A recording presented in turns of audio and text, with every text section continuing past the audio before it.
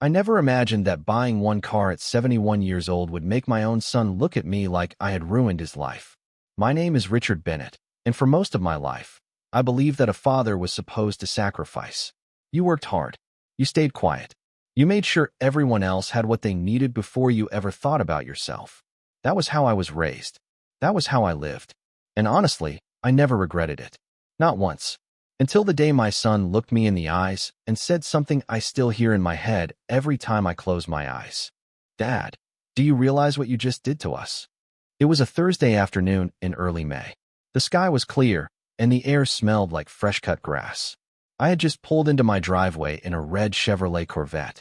Nothing too flashy. Just the car I had dreamed about since I was 25 years old. Back then, I had a picture of one taped inside my locker at the factory. But life happened. Marriage happened. A mortgage happened. Then Ethan was born. College tuition. Medical bills. Retirement savings. There was always something more important. So I waited. 46 years, to be exact. I retired 2 years earlier. My wife, Linda, had passed away 7 years before that. Cancer. Some days I still reach for the other side of the bed before remembering she was gone. After she passed, I promised myself one thing. If I made it to 70, I would finally buy the car. Not because I needed it. Because I wanted it.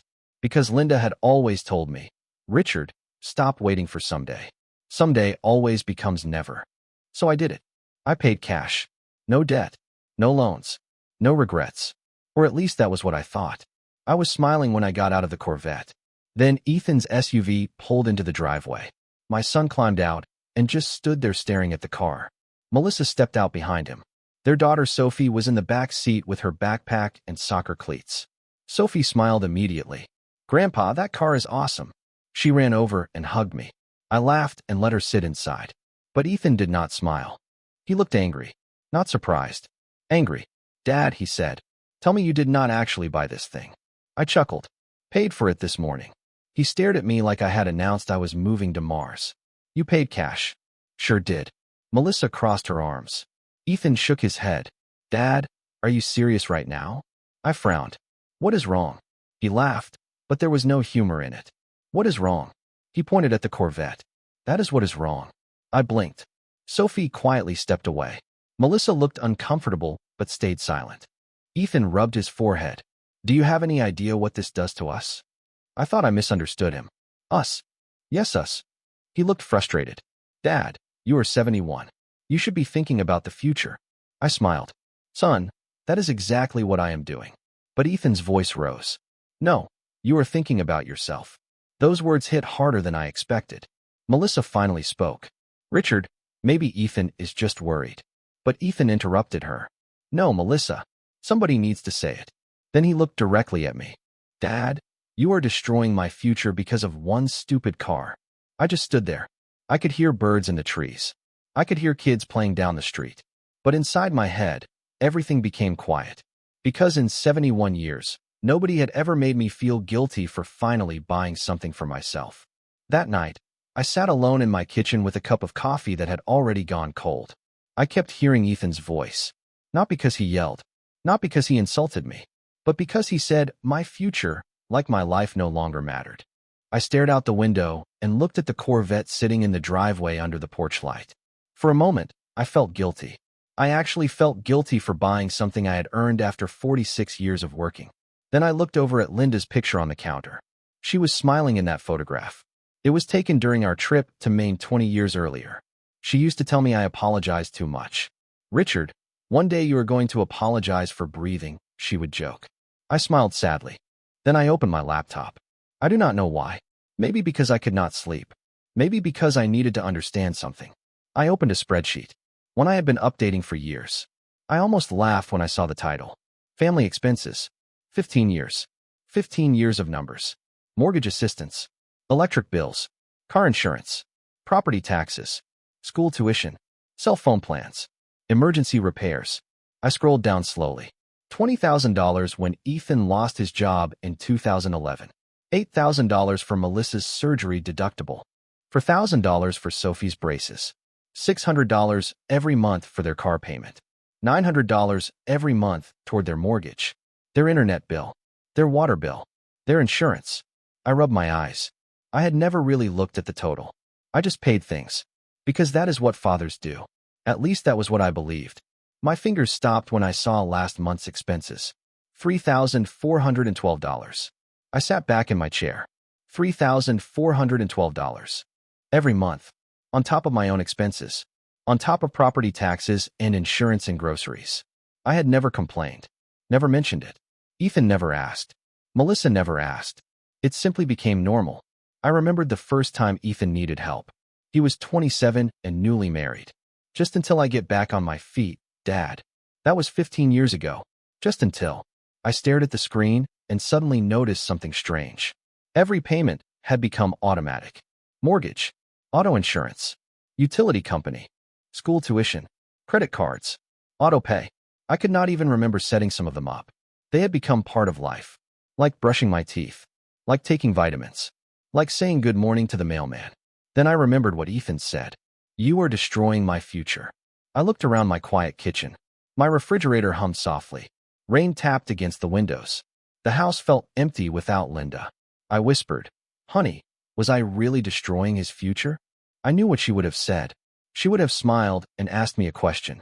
Richard, whose future have you been paying for all these years? I laughed softly and wiped away tears I did not realize were there. Then I kept scrolling. Every birthday gift. Every emergency. Every vacation deposit. Every unexpected expense. Thousands and thousands of dollars. Not once had I asked for anything back. Not once had I said no. I stared at the total at the bottom of the spreadsheet. My hands froze. $198,640. I read the number 3 times. Then I leaned back and closed my eyes. And for the first time in 15 years, I asked myself a question that made me feel strangely uncomfortable. What exactly had Ethan ever paid for himself? The next Sunday, Ethan invited me over for dinner. Or maybe Melissa invited me. Honestly, I could not tell anymore. Sophie had a soccer game that afternoon, and she begged me to come. I never missed one if I could help it. So I brought orange slices and one of those ridiculous folding chairs I kept in the Corvette. Sophie scored a goal and ran straight toward me afterward. Grandpa, did you see that? She shouted. I smiled and hugged her. Sweetheart, I almost fell out of my chair cheering for you. She laughed. Children have a way of making you forget heavy things. For a little while, anyway. Dinner seemed normal at first. Melissa made lasagna. Ethan grilled garlic bread. Sophie talked nonstop about summer camp. Nobody mentioned the Corvette. Nobody mentioned the driveway argument. I almost convinced myself that maybe things had blown over. Then dessert arrived. And so did trouble. Melissa set down the apple pie and sighed dramatically. Richard, I hope you know Ethan has barely slept since last week. I looked up. Because of work? She exchanged a glance with Ethan. Because of stress. Ethan shook his head. Melissa, forget it. No. She crossed her arms. Someone has to say it. My stomach tightened. Sophie quietly pushed peas around her plate. Say what? I asked. Melissa forced a smile. Richard, we are just worried about priorities. I nodded slowly. Whose priorities? Ethan sighed heavily.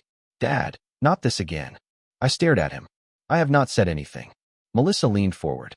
You know, when people have grandchildren, they usually think about family before buying sports cars. I blinked. Family. Yes. Her smile disappeared. College funds. Security. The future. I looked at Sophie. She was staring down at her plate. Poor kid. She hated tension. I lowered my voice. Melissa, are you saying I should not have bought the car? She shrugged. I am saying it feels selfish. Selfish. That word sat in the room like smoke. Sophie immediately looked up. Grandpa is not selfish. Everyone froze. Ethan looked embarrassed. Sweetie. But Sophie kept talking. Grandpa pays for my soccer camp. Grandpa bought my braces. Grandpa bought my laptop. Grandpa comes to all my games. Grandpa is nice. Melissa's face turned red. Sophie, eat your pie. But the girl shook her head. Mom, Grandpa always helps everybody. I smiled at her. It is okay, sweetheart. But inside, something hurt. Not because of Melissa. Not because of Ethan.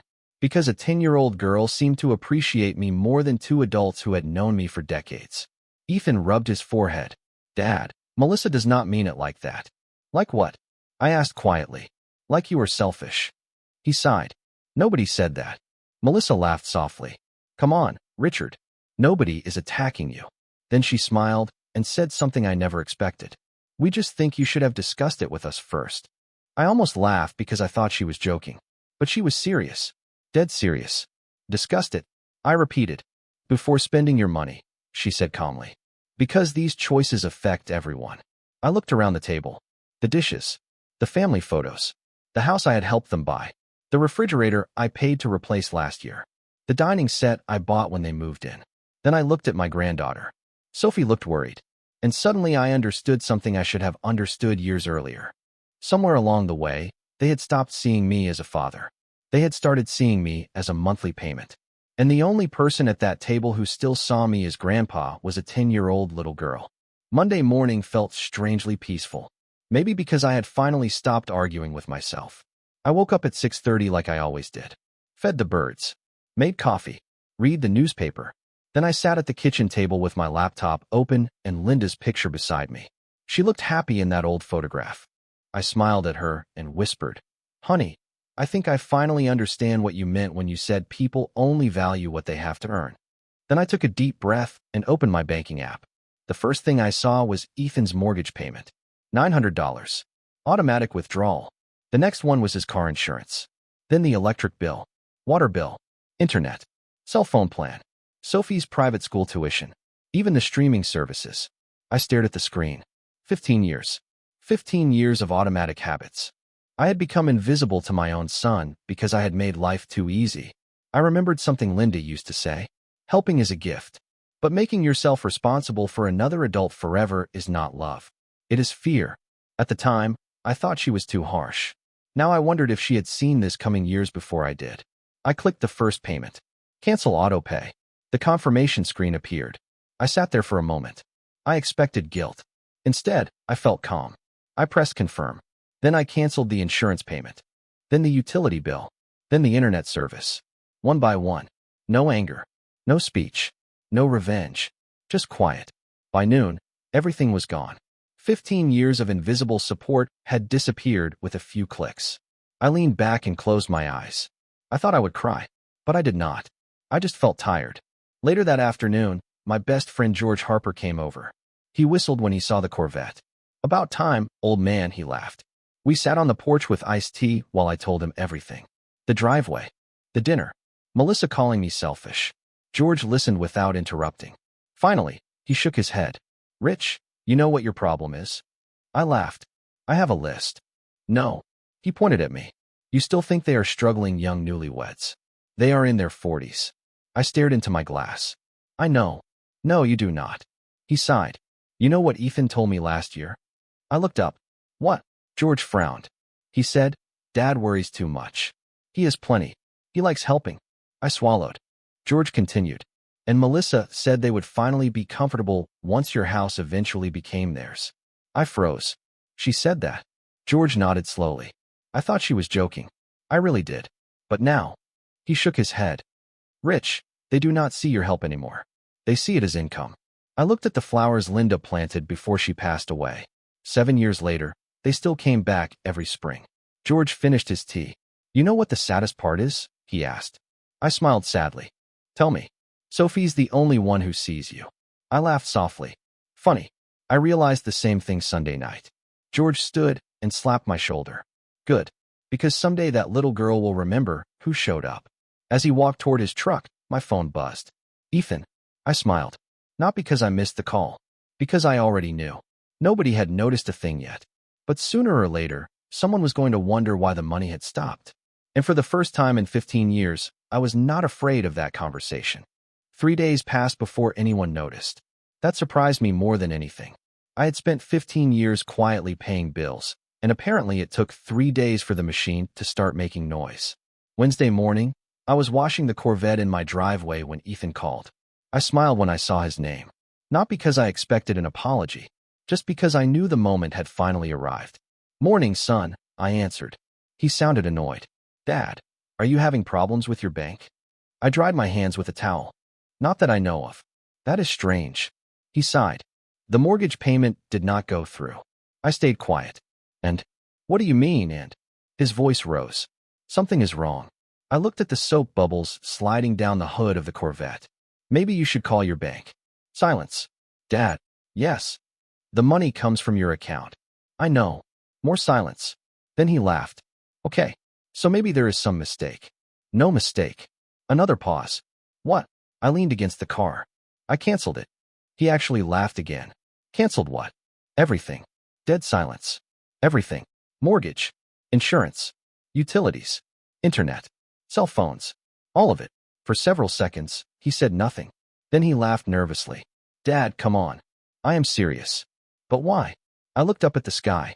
Because I retired, Ethan. Dad, you retired 2 years ago. Exactly. Then why now? I almost answered immediately. But I stopped. Because I realized something. In 42 years, my son had never once asked me if I could afford all those payments. Not once. So I simply said, because I decided to. His voice changed. Dad, you cannot do this. I smiled sadly. I already did. He lowered his voice. We depend on that money. Those words hurt. Not because they were cruel. Because they were honest. Depend. Not appreciate. Depend. You are 42 years old, son. That is not the point. Then what is the point? He sighed loudly. Dad, Melissa is going to panic. I almost laughed. Melissa? And Sophie has school tuition due next month. I closed my eyes. There it was. Everyone else's needs. Not once did he ask if I was okay. Not once did he ask if I needed help. Dad, why are you doing this? I thought about Sunday dinner. About selfish. About discussing purchases with them. About destroying his future. Because I finally realized something. What? I answered quietly. I raised a man who thinks my retirement belongs to him. Silence. Real silence this time. Then he whispered, that is not fair. I nodded even though he could not see me. You are right. It is not fair. He became angry. Dad, Melissa and I built our lives around this. Those words almost made me drop the towel. Built our lives around this. Around me. Around my money. Not around their salaries. Not around their plans. Around my checking account. I sat down in a lawn chair and stared at the flowers Linda planted years ago. Ethan, do you know how much I have spent helping you? Dad, that is not the issue. Do you know? No. $198,000. Silence. What? $198,640. He said nothing. I could hear him breathing. Then he whispered, that cannot be right. I smiled sadly. I have the spreadsheet. A long silence followed. Then my son said something that broke my heart more than the driveway argument. Dad, he paused. Melissa does not even know how to pay the electric bill. After I hung up the phone, I sat in silence for a long time. Not because I was angry. Honestly, I was sad. Melissa did not know how to pay the electric bill. Those words kept playing in my mind. Not because I blamed her, but because two grown adults had somehow built an entire life without ever learning how their own household worked. I remembered when Ethan was 16. Linda wanted him to learn responsibility. She made him pay for his own gas after getting his driver's license. He complained for 2 weeks. Then one day, he smiled and said, it feels different when it is my money. Linda kissed his forehead and said, good. That means you are growing up. Somewhere along the way, I think I interrupted that process. Maybe because I loved him too much. Maybe because I hated watching him struggle. Maybe because after Linda died, helping Ethan made me feel needed. I do not know. But sitting there in my kitchen, I realized something painful.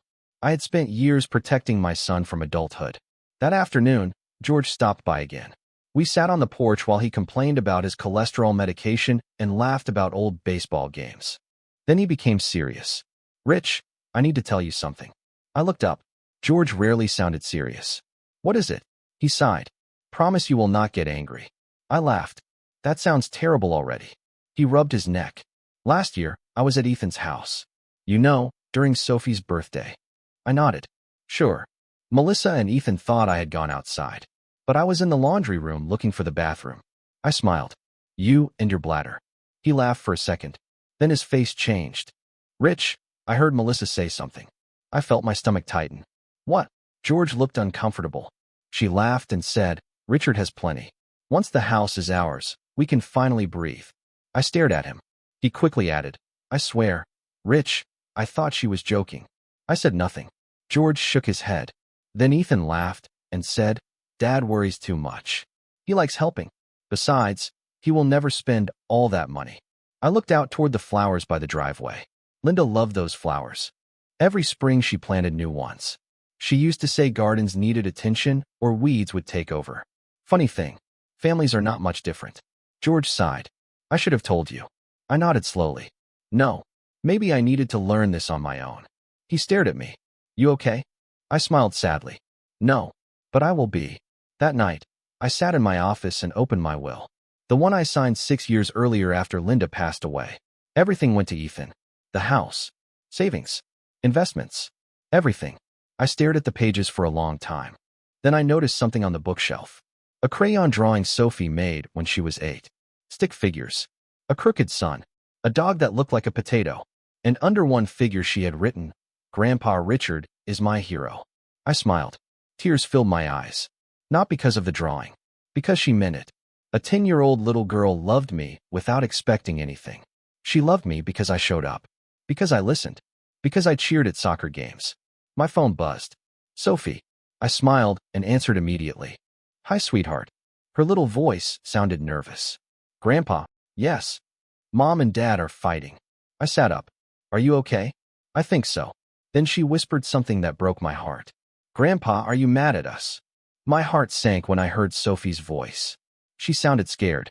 Not the kind of scared children feel during thunderstorms. The kind that comes when the adults around them forget they are listening. I leaned back in my chair and softened my voice. Sweetheart, I am not mad at you. I could never be mad at you. She sniffled. Promise. I promise. I heard a door close in the background. Then her voice became quieter. Mom and Dad keep arguing about money. I closed my eyes. I hated that. Linda and I always tried to protect Ethan from those things when he was young. Apparently, his own daughter was not getting the same protection. Listen to me, I said gently. Whatever is happening between adults, none of it is your fault. Okay. And I love you very much. I love you too, Grandpa. We talked about school for a few minutes. About soccer practice and her science project. By the time we hung up, I was smiling again. That little girl had no idea how much she helped me. The next morning, I called my attorney. Harold Jenkins had handled our estate planning for 20 years. He was 74 and still refused to retire. Richard, what can I do for you? He asked. I need to make changes. There was a pause. Big changes. I looked over at Linda's photograph. Everything. Harold invited me to his office that afternoon. I drove the Corvette downtown and parked beside a pickup truck held together by rust and hope. Harold laughed when he saw the car. Linda finally got her wish, huh? I smiled. She sure did. We sat in his office for almost 2 hours. He pulled out the old will. Everything to Ethan. The house. Investments. Savings. Life insurance. He adjusted his glasses and looked at me carefully. Are you sure? I nodded. Harold, do you know who calls me every week just to ask how I am? Who? Sophie. He smiled. That little girl adores you. I nodded. Exactly. So we made changes. Not out of revenge. Not out of anger. Out of love. A trust fund for Sophie's education. Investments protected until she turned 30. Charitable donations to the cancer center that cared for Linda. And enough money left for me to live comfortably and travel if I wanted. Harold looked relieved. This feels more like you. I smiled. It feels more like Linda. As I stood to leave, Harold stopped me. Richard, can I tell you something? Sure. He folded his hands. People think wills are about money. They are not. They are love letters. They tell people what mattered to you. I thought about that all the way home. Love letters. Maybe he was right. 2 days later, Ethan showed up at my front door. Alone. He looked exhausted. Dark circles under his eyes. Wrinkled shirt. Unshaven.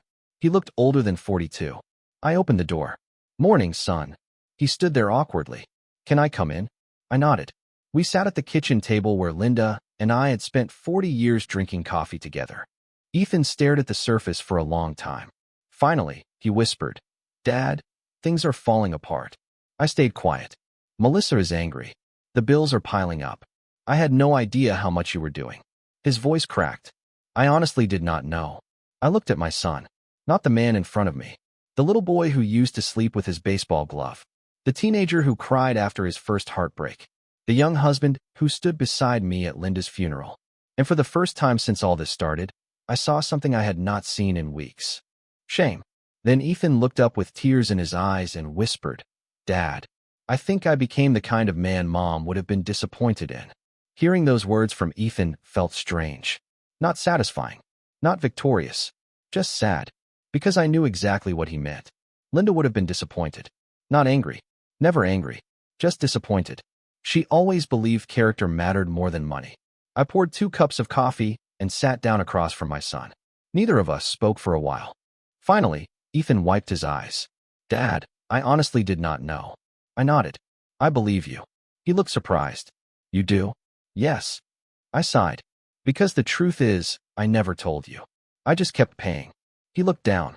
I took it for granted. Yes, you did. And Melissa too. I nodded again. Yes. He shook his head. I do not even know how I let this happen. I smiled sadly. Life gets comfortable. Comfort becomes normal. Normal becomes entitlement. It happened slowly. Ethan stared into his coffee. Mom warned me about that once. I smiled. She warned me too. We both laughed softly. For the first time in weeks, I saw my son instead of a man obsessed with money. He looked tired, humbled, human. Melissa is furious, he admitted. She thinks you are punishing us. I shook my head. No, son. I am retiring. There is a difference. She does not see it that way. That is her choice. Ethan sighed. She said nobody buys a Corvette at 71. I laughed. Your mother disagreed. He smiled for the first time. Yeah, Mom would have loved it. Then his smile disappeared. Dad, I have to tell you something. Okay. He swallowed hard. When Mom died, I promised myself I would take care of you. I looked up. Really? He nodded. I did. But somehow. He paused. Somehow, you kept taking care of me instead. Those words sat heavily between us. Finally, I reached across the table and squeezed his hand. It is not too late. He nodded. Tears rolled down his face again. Melissa wants us to sell the house. I stayed quiet. She says we cannot afford it anymore. Can you? He laughed bitterly. Honestly, I do not know. I smiled. Then maybe it is time to learn. That weekend, Sophie had another soccer game. I showed up like always. Folding chair. Orange slices. Ridiculous grandpa hat she bought me last Christmas. When she saw the Corvette, she ran over smiling. Grandpa, she hugged me tightly. Dad says he got a second job. I blinked. Really? She nodded proudly. He says real men take care of their families. I felt tears in my eyes. Maybe my son was finally becoming the man Linda always believed he could be. After the game, Sophie climbed into the passenger seat of the Corvette and grinned. Grandpa, can we go for ice cream? Absolutely. As we drove, she looked at me carefully. Grandpa, yes. Dad cries sometimes now. I smiled sadly. Adults do that too, sweetheart. She nodded. But he hugs me more. I laughed softly. That sounds nice. She smiled. And Mom started paying bills with a notebook. I almost laughed out loud. A notebook? Yes. Dad says they have to be grown-ups now. I nearly drove off the road laughing. Then Sophie looked out the window and asked the question that made me smile all afternoon. Grandpa, when I grow up, can I buy a car just because I love it? I glanced at her and smiled. Sweetheart, I hope you buy two. 2 years later, I parked the Corvette outside Jefferson High School and smiled when I saw all the proud parents carrying flowers and cameras. Graduation day. It felt impossible that so much time had passed. I adjusted my tie and looked at the empty passenger seat. Linda should have been there. She would have cried before the ceremony even started. She always cried during commercials, so a graduation would have completely destroyed her. I laughed softly to myself and touched the little photograph of her I kept in the glove compartment. You would be proud of her, honey, I whispered. Sophie graduated at the top of her class. Full scholarship. Student council. Soccer captain. Somehow that little girl who once rode beside me eating chocolate ice cream had grown into a remarkable young woman. And she still called me every Sunday afternoon. Some things never changed. I spotted Ethan and smiled. My son looked different. Healthier. Happier. More confident. He had gray in his beard now. Funny how life catches everyone eventually. He saw me and immediately walked over. Dad. He hugged me. Not awkwardly. Not because he needed money. Just because he wanted to. Morning, son. He grinned. Nice car. I laughed. Still jealous. He shook his head and smiled. No. I finally understand. He held up his own car keys. Nothing fancy. A used pickup truck. Paid cash. I laughed so hard people stared. Your mother would be proud. His eyes watered. I hope so. Melissa walked over carrying flowers. Life had humbled her too. She smiled warmly and hugged me. Richard, thank you for never giving up on us. I smiled. Thank you for learning. She laughed. Believe me, I know how to pay the electric bill now. We all laughed. The ceremony ended with hundreds of students throwing their caps into the air. Sophie ran toward us, tears streaming down her face. She hugged her parents. Then she hugged me. Grandpa, I did it. I kissed her forehead. I never doubted you. She smiled and handed me something. An envelope. Open it. I looked inside. Tears filled my eyes immediately. It was a photograph. Me and Linda, 30 years younger, standing beside our first car. On the back, she had written something in beautiful handwriting. I recognized it immediately. Linda's handwriting. My breath caught. Sophie smiled. Dad found one of Grandma's old journals. My hands trembled. Under the photograph were Linda's words. Richard, if you are reading this someday, thank you for loving our family. But promise me one thing. Never forget that your life matters too. I closed my eyes. For a second, I could hear her voice again. Ethan put his arm around my shoulders. Dad, Mom was right. I smiled through tears. She usually was. Later that afternoon, I handed Ethan the keys to my old sedan. Take it. He looked surprised. Dad, I smiled. No loans. No payments. Just a gift. He shook his head. Are you sure? Absolutely.